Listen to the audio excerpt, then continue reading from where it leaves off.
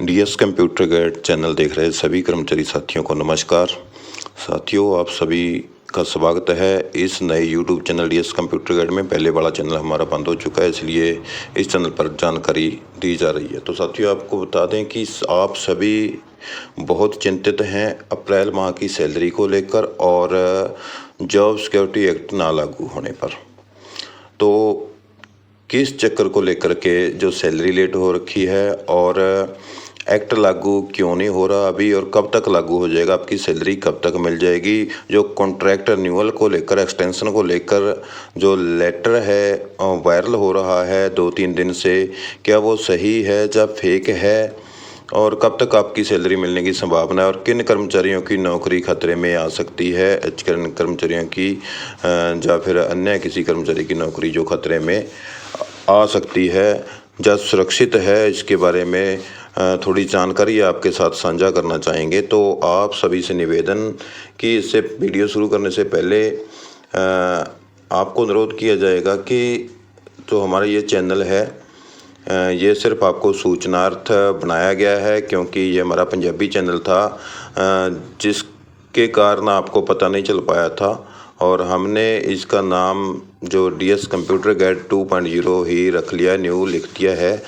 कि आपको पता चल सके कि हमारा ही ये चैनल है, क्योंकि पहले वाला जो हमारा चैनल है वो ब्लॉक हो चुका है 3 मंथ के लिए। इसलिए एक्स्ट्रा के रूप में इस चैनल को हम यूज़ कर रहे हैं, और जानकारी पाने के लिए सभी साथी इस चैनल को सब्सक्राइब जरूर कर लें, क्योंकि सही जानकारी आपको दी जाएगी। साथियों, जो लेटर वायरल हो रहा है 2-3 दिन से, पहले तो आपको लेटर दिखा देते हैं साथियों कि कौन सा लेटर वायरल हो रखा है। ये आप देख सकते हैं, letter regarding extension of contractual period of contractual regarding extension of contract period of contractual employee engaged through HCNL by the board corporation cooperative institutions with the preview of HBPE finance department on one time basis till 30 से 2025। यानी कि जो HCRN के तहत विभाग board निगम में जितने भी HCRN के माध्यम से कर्मचारी तैनात हैं, उनका जो कॉन्ट्रैक्ट है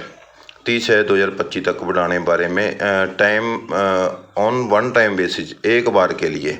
यहाँ पर ये लेटर किसकी ओर से भेजा गया? The member secretary to government Haryana finance department की ओर से भेजा जा रहा है।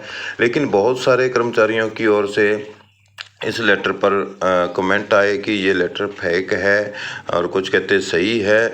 इस पर हमने पहले वीडियो नहीं बनाया था, क्योंकि ये लेटर फाइनेंस डिपार्टमेंट की जो वेबसाइट है उस पर नहीं आया था। लेकिन साथियों, यहाँ पर आप देख सकते हैं कि ये लेटर बिल्कुल सही है। ये फाइनेंस डिपार्टमेंट की वेबसाइट है, और इस वेबसाइट पर जो ये लेटर वो डाल दिया गया है, और कॉन्ट्रैक्ट एक्सटेंशन का भी जो ब्यौरा यहाँ पर डाला गया है कि regarding extension of contract period of contractual employing get through HCNL by the board corporation institution with in preview of HBPE on the time basis till 30/25। यानी कि यहाँ पर स्पष्ट लिखा गया है। होम पेज है जो फाइनेंस डिपार्टमेंट का हरियाणा का, तो यहाँ पर इसकी डिटेल डाली गई है। 22 तारीख कल शाम को ये साइट पर अपलोड हुआ है, पब्लिश हुआ है, लेकिन 20 तारीख को ये सर्कुलेट हो चुका था लेटर, 20 तारीख को आ गया था डिपार्टमेंटों में। लेकिन जो बहुत सारे साथी इसको गलत बता रहे थे, तो हमने भी इसकी पुष्टि करनी चाहिए, लेकिन जब तक डिपार्टमेंट की साइट पे कोई लेटर नहीं आता तो हम उसकी पुष्टि नहीं करते। तो यहाँ पर सबूत के साथ आपको दिखाया जा रहा है कि ये लेटर सही है, और 3 मंथ के लिए एक बार के लिए ही जो कर्मचारियों का कॉन्ट्रैक्ट है वो रिन्यू करने की जो कुछ शर्तें इसमें रखी हैं, उन शर्तों को फॉलो करते हुए जो कॉन्ट्रैक्ट बढ़ाने की अनुमति फाइनेंस डिपार्टमेंट द्वारा दी गई है। और कॉन्ट्रैक्ट बढ़ने के साथ आपका 3 महीने का ही कॉन्ट्रैक्ट क्यों बढ़ा है, एक बार ही क्यों बढ़ा है, आगे बढ़ेगा नहीं बढ़ेगा, और इसका क्या मतलब है? 3 महीने का मतलब है साथियों कि एक तो कर्मचारियों की जो सैलरी है HCRN के माध्यम से, अप्रैल की सैलरी जो मिलनी है HCRN के माध्यम से, वो जब तक कॉन्ट्रैक्ट न्यू नहीं होता तो HCRN तब तक सैलरी नहीं दे सकता। तो इसलिए कॉन्ट्रैक्ट बढ़ना अति आवश्यक है। और 3 महीने का ही क्यों बढ़ा है? क्योंकि बहुत सारे कर्मचारी ऐसे हैं जो जॉब सुरक्षा में आ जाएंगे और उनको आगे कॉन्ट्रैक्ट की आवश्यकता नहीं पड़ेगी। कॉन्ट्रैक्ट एक्सटेंड होने के साथ साथ जो बजट है फाइनेंस डिपार्टमेंट वो भी जारी करता है। तो साथियों, फाइनेंस डिपार्टमेंट में ने जो जानकारी मांगी थी विभागों से, ऑब्जेक्शन लगाया गया था, जो कॉन्ट्रैक्ट के लिए आवेदन किए थे डिपार्टमेंटों ने, प्रपोजल भेजा था, तो उस पर जो ऑब्जेक्शन लगा था कि सही जानकारी भेजी जाएगी, कितने कर्मचारी जो जॉब सुरक्षा के दायरे में आते हैं और कितने नहीं आते, कितनी पोस्टें सैंक्शन है, कितनी सैंक्शन नहीं है। और इसलिए अभी कुछ टाइम भी दिया गया है कि जो पोस्टें सैंक्शन नहीं हैं और कर्मचारी वहाँ पर सुरक्षित होने हैं तो उनकी पोस्टें सैंक्शन करवा ली जाएं, इसलिए कुछ समय दिया गया है। और जो कर्मचारी इस दायरे में अभी नहीं आते उनके लिए भी कुछ यहाँ पर सोचा गया है।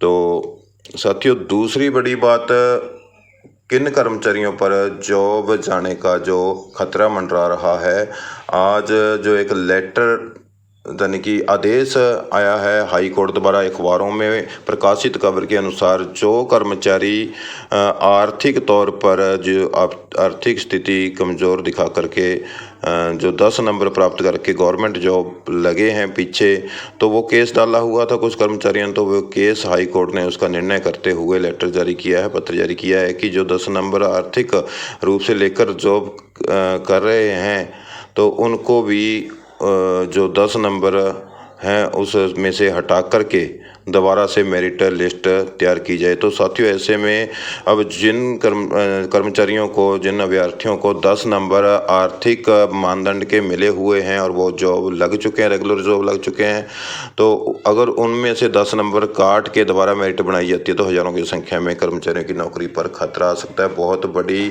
ये मंदभागी घटना इसको कह सकते हैं, क्योंकि साथियों बहुत सारे कर्मचारी कितनी मेहनत करके, कितने तरीके से वो नौकरी हासिल करते हैं मेहनत करके, लेकिन जब सरकार वो नंबर लगाती है या फिर कोई ऑर्डर जारी करती है तो उस समय सोचना चाहिए। लेकिन नौकरी लगने के बाद किसी को हटाना, नौकरी से वंचित करना, उसके घर का चूल्हा बंद हो जाता है, उसके खर्चे भी बढ़ जाते हैं पहले से ज़्यादा नौकरी लगने के बाद, तो उन पर बहुत ज़्यादा विपदा आएगी और बहुत सारे कर्मचारी मानसिक रूप से भी इसमें जो है बीमार पड़ जाएंगे। तो ऐसे में जो कोर्ट की डबल बेंच का या फिर सुप्रीम कोर्ट का सहारा लेना उन कर्मचारियों के लिए उचित है। साथियों, आपको बता दें कि जो लेटर है एक्सटेंशन वाला, वो अभी फाइनेंशियल डिपार्टमेंट की जो साइट है उस पर डाल दिया गया है और जल्दी ही विभागों में लेटर आ जाएगा। लेटर आने के बाद ये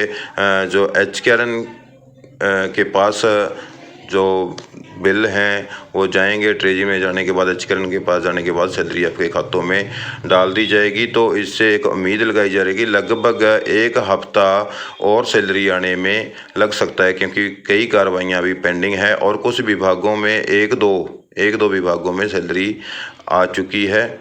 तो साथियों, यही अब तक की मुख्य अपडेट थी और नई और सही व सटीक जानकारी पाने के लिए हमारे इस नए channel DS computer guide 2.0 new को सब्सक्राइब करना ना भूलें और वीडियो को आगे से आगे शेयर कर दें। आपने वीडियो को अंत तक देखा और ध्यान से सुना तो आपका बहुत बहुत धन्यवाद। साथियों, मिलते हैं नेक्स्ट वीडियो में एक और किसी नई अपडेट के लिए। तो तब तक आप खुश रहें, स्वस्थ रहें। धन्यवाद। जय हिंद, जय भारत।